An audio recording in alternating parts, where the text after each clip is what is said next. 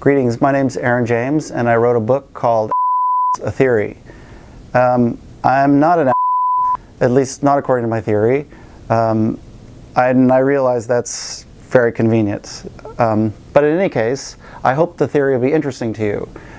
It's a suggestion about what it is for someone to be an that is, what it is for them to be an instead of a mere jerk, or a prick, or dick, or twit, or wanker, prat, schmuck, cad, bore, bastard, clown, or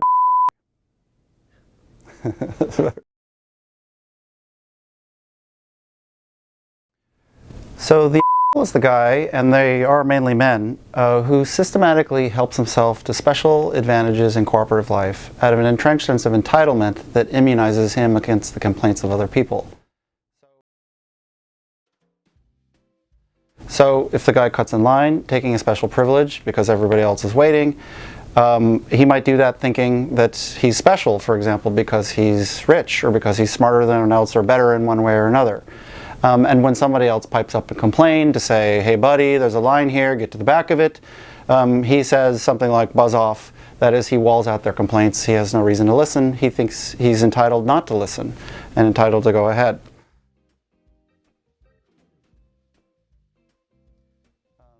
So this is puzzling.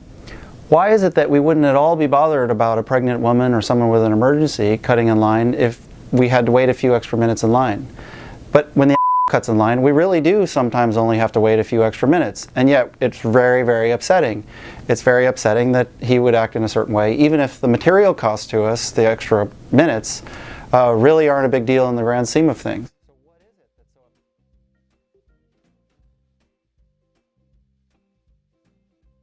My theory gives us an answer. The thinks he's entitled to do things that he's not entitled to do. He does them defensively, and he's unwilling to listen to our argument or our claim that he isn't. That's important to us because it in effect means that we're deprived of recognition as an equal, the equals that we really are or that we think we are.